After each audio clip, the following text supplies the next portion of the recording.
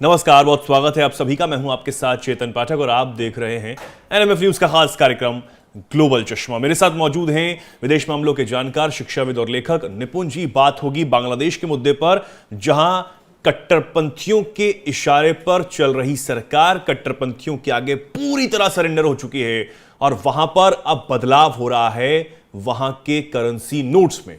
खबर आई है कि जो अंतरिम सरकार है वो करेंसी नोट पर, यानी कि बांग्लादेश का जो टका है, जो करेंसी नोट है, उसमें छपी बांग्लादेश के संस्थापक मुजीबुर रहमान की तस्वीर को हटाने जा रही है। और तस्वीर किसकी लग रही है यह जानकर आप बेहद हैरान रह जाएंगे। निपुण जी के पास चलते हैं सीधा, बिना समय गवाए। निपुण जी, ये जो इतना बड़ा बदलाव अब होने जा रहा है, एक तरफ चुनाव की मांग और एक तरफ अंतरिम सरकार के बढ़ते कदम और ज्यादा कट्टरपंथ की ओर, क्या दर्शाते हैं? देखिए, जिस बात का हम लोग बार बार कहते आ रहे हैं कि बांग्लादेश का जो पूरा एक सोशल फैब्रिक था, जो एक सेकुलर फैब्रिक बनाया गया था, वो धीरे धीरे एक इस्लामिक फैब्रिक की ओर बढ़ रहा है। और मैं समझ नहीं पा रहा हूँ कि बांग्लादेश में जिस प्रकार का ये पूरा घटनाक्रम चल रहा है, और वो देश जो एक नेशनलिज्म को लेकर, वो भी कौन सा बंगाली नेशनलिज्म को लेकर बना था, आज वो देश पूर्ण रूप से एक इस्लामिक नेशनलिज्म की ओर क्या कर रहा है, बढ़ रहा है। और आप देखें कि जो उनको स्वतंत्र कराने वाले मुजीबुर रहमान, जिनको आप देखिए, मैं एक बड़ा बोलता हूँ कि वहां पर कर्नल टीका खां ऑपरेशन सर्चलाइट चलाते हैं 1971 में, और वो ये कहते हैं कि इन बंगालियों को हम असली पाकिस्तानी नहीं बना पाए, इनकी आने वाली नस्लों को हम पाकिस्तानी बनाएंगे, प्योर पाकिस्तानी। इस प्रकार का हेट जिनके अंदर था, जिन्होंने पाकिस्तान की आर्मी जो एक ऑपरेशन चलाती है कि बंगाली महिलाओं के साथ रेप करती है और इनकी नस्ल परिवर्तन करने के लिए मुजीबुर रहमान को इसलिए सत्ता ट्रांसफर नहीं की जाती है क्योंकि वो बंगाली थे, प्योर पाकिस्तानी नहीं थे। ये सोच वाले देश के साथ में आज आप क्या कर रहे हैं, जो परिवर्तन आपके यहाँ हुआ था, उस परिवर्तन को आप पूरा बदलने का प्रयास कर रहे हैं। और एक जो अराजकता, देखिए, छात्र आंदोलन कहना उसको, भाई छात्र आंदोलन तो चेतन जी तब कहा जाएगा कि छात्रों का जो मुद्दा था, सुप्रीम कोर्ट ने अपनी सुनवाई में रिजोल्व कर दिया था। लेकिन सुनवाई के बाद जिस प्रकार से कि इसे खजीरा तुम देश से बाहर जाओ, उसके बाद फिर पूरा घटनाक्रम किस प्रकार से वहां माइनॉरिटीज और खासकर आपका हिंदुओं पर जो हमले हो रहे हैं, जिस प्रकार का पूरा फैब्रिक बदला जा रहा है, उन आंदोलनकारी जिनको कह रहे हैं वो सो कॉल्ड आंदोलनकारी, हालांकि मैं उनको आंदोलनकारी नहीं बोलता, मैं उनको ये कहता हूँ सिंपल कि वो कहीं ना कहीं छात्रों की आड़ में छुपे हुए गुंडे थे और जमाते इस्लामी से ओरिएंटेड जो छात्र संगठन वहां पर हैं, उससे जुड़े हुए क्या थे, संगठन थे। और आप देखिए, उनकी तस्वीरें आप नोट पे लगाएंगे, उस आंदोलन की तस्वीर आप नोट पे लगाएंगे, तो यानी कि मुजीबुर रहमान की तस्वीर को बदलकर वहां पर जो सरकार है वो धार्मिक संरचनाएं जो हैं, या फिर जो अभी विद्रोह जिसको वो विद्रोह कह रहे हैं, तख्तापलट जो किया गया है, उसकी तस्वीरें अब नोटों पर छापने जा रहे हैं। बिल्कुल।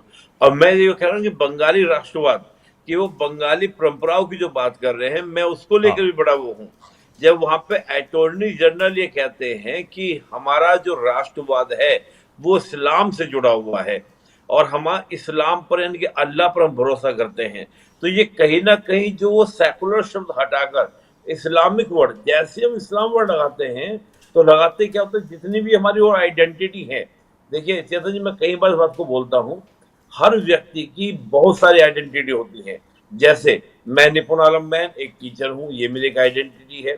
मैं एक धर्म से जुड़ा हूँ, ये मेरी एक आइडेंटिटी है। बिल्कुल। मैं एक देश से हूँ, एक देश का नागरिक हूँ, ये मेरी आइडेंटिटी है।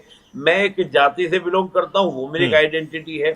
लेकिन मैं जब सारी आइडेंटिटी को दरकिनार करके केवल एक आइडेंटिटी पर आपको फोकस करता हूँ, तो वही क्या है आपका, हम इसको कहते हैं धार्मिक उन्मादपन कहिए या जिस भी निजाम ले, जाति के आधार पर ले, धर्म के आधार पर ले, और यही आपकी सांप्रदायिकता कहलाती है। आज जब वो अपनी बंगाली नेशनलिज्म को छोड़कर इस्लामिक नेशनलिज्म की ओर बढ़ रहे हैं, तो आप कैसे कह सकते हैं कि वो बंगाली अस्मिता की बात करेंगे, बंगाली परंपराओं की बात करेंगे? बंगाली राष्ट्रवाद के दम पर ही तो बांग्लादेश बना था। आज उसको आप कहते हैं कि हम बंगाली परंपराओं को बढ़ावा देंगे। बंगाली परंपराओं को बढ़ावा अगर आप देते तो आपका पश्चिम बंगाल से ज्यादा आपको कनेक्टिविटी करनी चाहिए थी। जाहिर सी बात है, आज भी आप देखिए भारत जो है नेपाल को लाइक करता है और नेपाल में बड़ी संख्या में आपका हिंदू कम्युनिटी वहां पर रहते हैं। ठीक है, वहां की सरकारें थोड़ा बहुत आपका करती है, लेकिन जब हम पशुपति नाथ की बात करेंगे तो पशुपति नाथ की बात करते ही भारत के साथ एक रिलीजियस आपकी कनेक्टिविटी पैदा हो जाती है, आपकी एक धार्मिक ऐतिहासिक कनेक्टिविटी पैदा हो जाती है। तो एक नॉर्मल एक स्वाभाविक घटना है कि भारत का क्या झुकाव होगा। आज जो बांग्लादेश में हिंदुओं के साथ जो हो रहा है, तो भारत में उसको लेकर इतनी प्रतिक्रियाएं क्यों हो रही हैं? प्रतिक्रिया इसी वजह से हो रही हैं कि हम कहीं ना कहीं बांग्लादेश के हिंदुओं के साथ भारत में रहने वाली जो बहुसंख्यक आबादी है वो अपनी कनेक्टिविटी महसूस करती है, अपना लिंक महसूस करती है, उसको लेकर हमको चिंता है, तनाव है। तो आप बंगाली परंपराओं की जब बात करते हैं तो मैं मानता हूं कि आप बंगाली परंपराओं की छद्म बात कर रहे हैं। अगर आप बंगाली परंपराओं की बात करते हैं तो आप पश्चिम बंगाल से ज्यादा अपनी कनेक्टिविटी महसूस करते। और जो 1905 में आपका जो बंटवारा हुआ था, जो लॉर्ड कर्जन ने किया था ब्रिटिश ने, उसको आप खत्म करने की बात करते हैं कि हम तो भारत से मिलना चाहते हैं, हम भारत के साथ रहना चाहते हैं। लेकिन ऐसी कोई बात नहीं है। वहां का पूरा फैब्रिक जो है वो बदलने का प्रयास वहां की वर्तमान सरकार के द्वारा हो रहा है। और मैं मानता हूं कि नोट पर छापना में 6 महीने। एक सवाल ये भी है, बहुत बहुत दिन से जहन में घूम रहा है एक सवाल कि बांग्लादेश जैसे देश में जो वहां पर नागरिकों के साथ किया जा रहा है, अगर आप उनको सिर्फ हिंदू में ना देखें या बौद्ध में ना देखें या फिर किसी और धर्म में ना देखें, जो वहां के नागरिकों के साथ किया जा रहा है, खासकर अल्पसंख्यकों के लिए किया जा रहा है, बाकी संस्थान कहां हैं? ह्यूमन राइट्स और तमाम जो संस्थान हैं जो काम करते हैं वो सब कहां हैं? वो क्यों नहीं आगे आकर बोल रहे हैं? ये भी एक सवाल यहां पर बनता है। बिल्कुल, देखिए वो तो लगातार, देखिए अब हम देखें, डोनाल्ड ट्रंप ने इस बात को बोला भी है, डोनाल्ड ट्रंप ने बोला भी है। अब हम देखें कि आगे फ्रांस की और हमारे, देखिए एक भारत में जो हमारा संगठन है आरएसएस, राष्ट्रीय स्वयं सेवक संघ, उसने कहा भी है कि इस मामले के लिए आपको ग्लोबल सपोर्ट क्या करना चाहिए, इकट्ठा करना चाहिए। बिल्कुल, हमने खुलकर अगर बांग्लादेश को कहना शुरू किया है तो बांग्लादेश की सरकार क्या कहती है कि भारत की ये ड्यूअल स्टैंडर्ड है। आप सोचिए, वहां की सरकार उल्टा हमको बड़ी उम्मीद थी कि भाई इस प्रकार से अगर डोनाल्ड ट्रंप बोल रहे हैं, तमाम तरह की बातें, भाई भारत में बार बार प्रतिक्रिया हो रही है, हमारे विदेश मंत्रालय बोल रहे हैं, तो वो संजीदा से लेते हैं। लेकिन उन्होंने क्या किया कि हमको ही कटघरे में खड़ा करने का प्रयास किया। इसका मतलब वहां पर जो ये कुछ हो रहा है ये पूरा सोची समझी एक रणनीति के तहत, एक सोची समझी साजिश के तहत हो रहा है, और तब इस प्रकार की घटना हो रही है। और ये बात जो आप इंटरनेशनल इंस्टीट्यूशंस की बात करते हैं, देखिए जो इंटरनेशनल इंस्टीट्यूशंस हैं उनकी जो संलिप्तताएं हैं या उनकी जो एक्टिविटी है वो हमेशा संदेह के दायरे में रही हैं। उन सारे के सारे ऑर्गेनाइजेशंस ने जो ताकतवर जो देश हैं, शक्तियां हैं, उनके इंटरेस्ट में काम किया है। और आज वर्तमान में अगर आप देखेंगे कि पूरा का पूरा जो घटनाक्रम बांग्लादेश में हो रहा है, इसमें अब पाकिस्तान तो है ही है, लेकिन साथ ही अमेरिका के बाइडेन साहब भी, और इसके अलावा अमेरिका का डीप स्टेट भी इसमें क्या है, इन्वॉल्व है। और आप देखिए, तुलसी गायकवाड़ की हम बात करें या आपका काश पटेल की हम बात करें, ये दोनों ही लोग आपके इस्कॉन से जुड़े हुए लोग हैं। और कहीं ना कहीं इस्कॉन के जब हम देखते हैं कि कृष्णा चिन्मय दास जी की हम बात कर रहे हैं, उनको अरेस्ट करना, उसके अलावा उनके और अन्य साधुओं को अरेस्ट करना, उनके वकील प्रफुल्ल करना, ये सब प्रयास ये हो रहा है कि वो डीप स्टेट कोशिश ये कर रहा है कि जो तुलसी गायकवाड़ है और साथ में आपका कौश पटेल है, उनकी कहीं ना कहीं जो आपका वहां पे जो नियुक्तियां हुई हैं, बिल्कुल, और ट्रंप की बात को ना माना जाना, अमेरिका की बात को बिल्कुल एक तरीके से दरकिनार कर देना, बांग्लादेश ये जो कर रहा है वहां पर जो अंतरिम सरकार है, कट्टरपंथियों की सरकार अगर आप साफ तौर पर कहें, वो करती हुई नजर आ रही है। लेकिन अब पाकिस्तान से नजदीकियां खूब हो रही हैं। पहले ये कहा जा रहा था कि चीनी जो है वो इंपोर्ट कर सकता है भारत से, कहीं ना कहीं झुकने की बात भी सामने आ रही थी, लेकिन अब खबर आ रही है कि पाकिस्तान से चीनी लेगा, भारत के सामान का बॉयकॉट करने की बात वहां पर की जा रही है। नहीं, देखिए आप कर लीजिए बायकॉट करके कितना नुकसान होगा? नुकसान आपका बांग्लादेश को होगा। आप जितना डिस्टेंट पाकिस्तान के साथ में हैं, देखिए बांग्लादेश के बनने के मुख्य कारण ये भी तो था ना कि डिस्टेंस था, दूरियां थी। अब इतनी एक सिंपल सी बात थ्योरी है कि दूरियां जब होती हैं तो ऑटोमेटिकली हर तरीके से दूरियां बढ़ती हैं। जो उसको सामान को लाने की इम्पोर्ट एक्सपोर्ट की जो कॉस्टिंग आएगी वो किसको वहन करनी पड़ेगी? बांग्लादेश को वहन करनी पड़ेगी।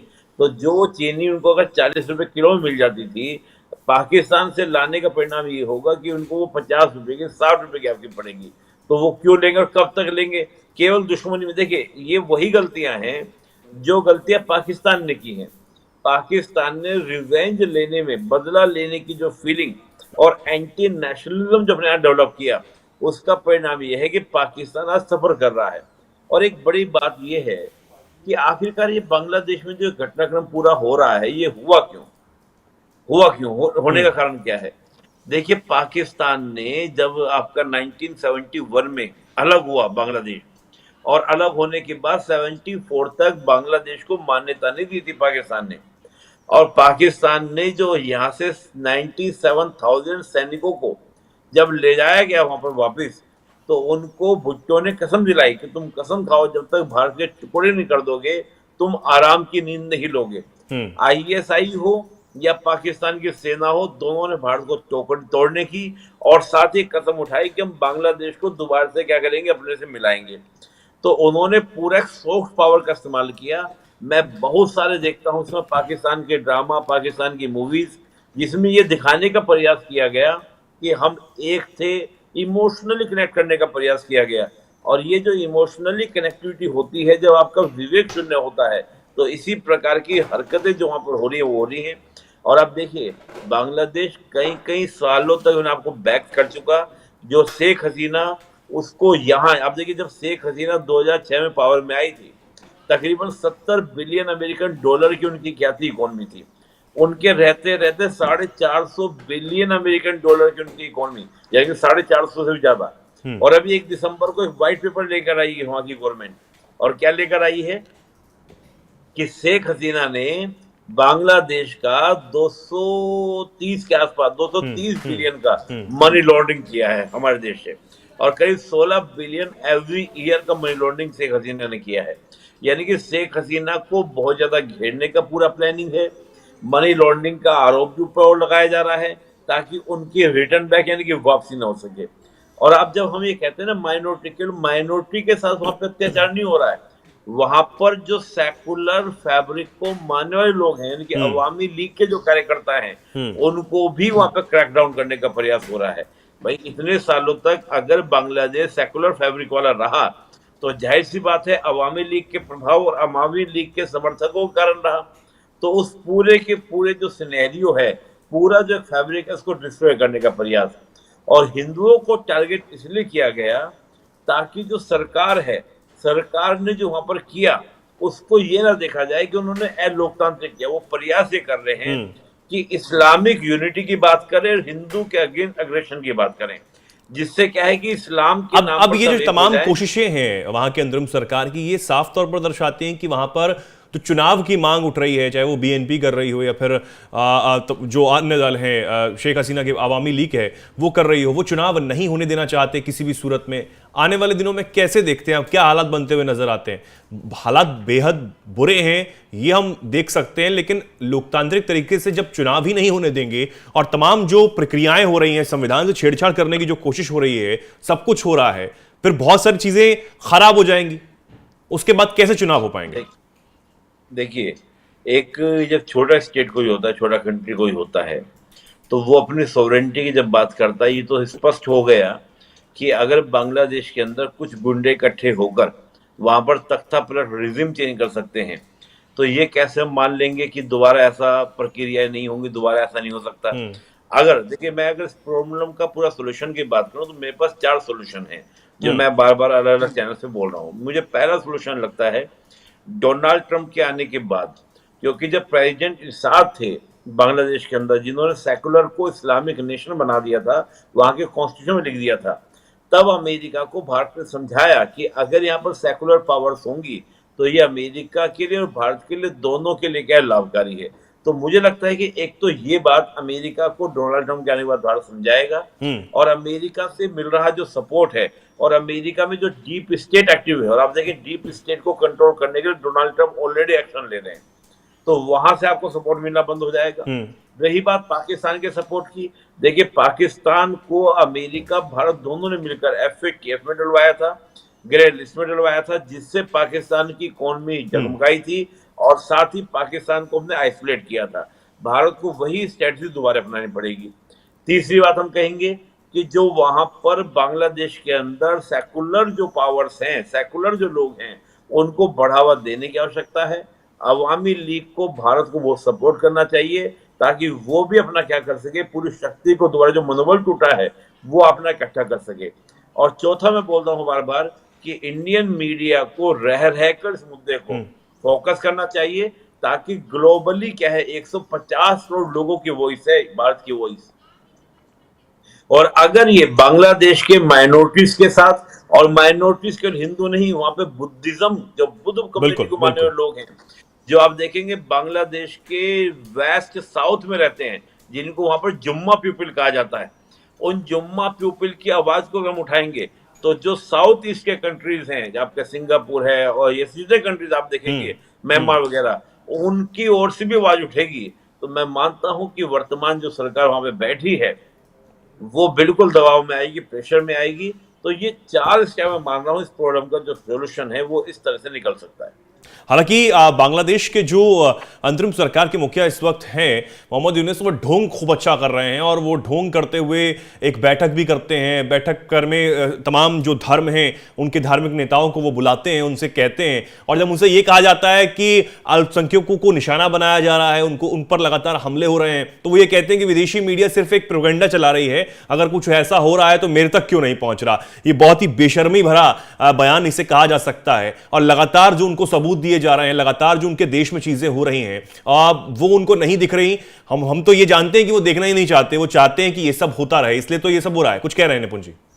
हाँ, मैं ये कह रहा हूं, इसको आप जो मोहम्मद यूनुस के हम लोग जो नाम लेते हैं, Muhammad Yunus just a puppet, ये एक पपेट है अमेरिका का भी। और दूसरी बात आप देखिए, ये एक नया मैं मान रहा हूँ प्रयोग किया गया है, किसके द्वारा, जो आपकी रेडिकल पावर्स होती हैं, कट्टरपंथी ताकतें होती हैं, एक लिबरल चेहरा आप दुनिया के सामने रखिए और पीछे से आप सपोर्ट कीजिए। और सपोर्ट किसका है?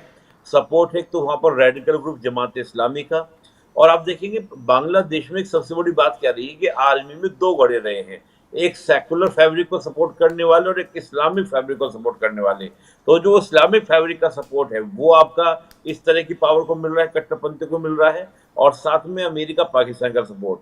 तो मोहम्मद यूनुस, मुझे लगता है कि एक दबी हुई उनकी इच्छा थी कि मैं बांग्लादेश का PM बनूं, उन्हें बनने का मौका मिल गया, इसलिए वो साइलेंट है, नहीं तो वो कुछ भी नहीं कर रहे हैं।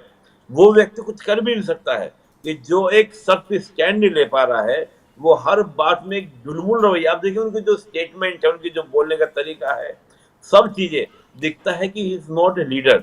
वो बस एक कहते हैं कि सत्ता लोलुपता कह लीजिए कि कुर्सी मिलेगी तो छोड़ना चाहते हैं, और बैक में जो कर रहे हैं वो लोग कर रहे हैं, उनके करने से आपका हो रहा है। मुझे याद है जब आपका फर्स्ट दिन जब आपका शेख हसीना वहां से निकली तो प्रेसिडेंट के पीछे आर्मी खड़ी थी, जब उन्होंने डिक्लेयर किया कि हाँ शेख हसीना यहाँ से निकल चुकी है, तो आर्मी के दबाव में प्रेसिडेंट काम कर रहे थे। तो मोहम्मद यूनुस भी आज वहां पर ऐसे ही है जो फंस चुके हैं। अगर वो अगेंस्ट बोल दें तो मुझे ऐसा भी डर लगता है कि कहीं मोहम्मद यूनुस को ही वहां पे टांग ना दें, यानी कि फांसी ना दे दें, गोली ना मार दें वहां के रेडिकल या आपका मिलिट्री। तो मोहम्मद यूनुस भी एक अच्छे खासे दबाव को, मुझे ऐसा लगता है, उस तरह के प्रेशर में है, तो वो उस तरह के बयान देंगे। इस प्रकार की वहां पे चीजें होंगी, जो हो ही रही है, वो निश्चित रूप से घटनाक्रम है। बिल्कुल बिल्कुल। अब देखने वाली बात यह होगी कि बांग्लादेश में जो हालात इस वक्त बने हुए हैं, या फिर जो बांग्लादेश का रुख भारत के प्रति है, उस पर लगाम कैसे लगाई जाए और भारत इसमें और क्या कुछ कर रहा है। हालांकि आपत्ति तमाम जताई जा रही है भारतीय विदेश मंत्रालय की तरफ से, सरकार की तरफ से, लेकिन कोई ठोस जो कदम है, कोई आक्रामक कदम उठाने की मांग भारत सरकार से भी लगातार की जा रही है। बहुत बहुत धन्यवाद फिलहाल के लिए निपुण जी, आपका हमारे साथ इस चर्चा में जुड़ने के लिए। हमारे दर्शकों को बहुत बहुत धन्यवाद। आप तमाम ऐसी ही जानकारियों के लिए, तमाम ऐसी खबरों के लिए जुड़े रहिए NMF न्यूज के साथ। नमस्कार।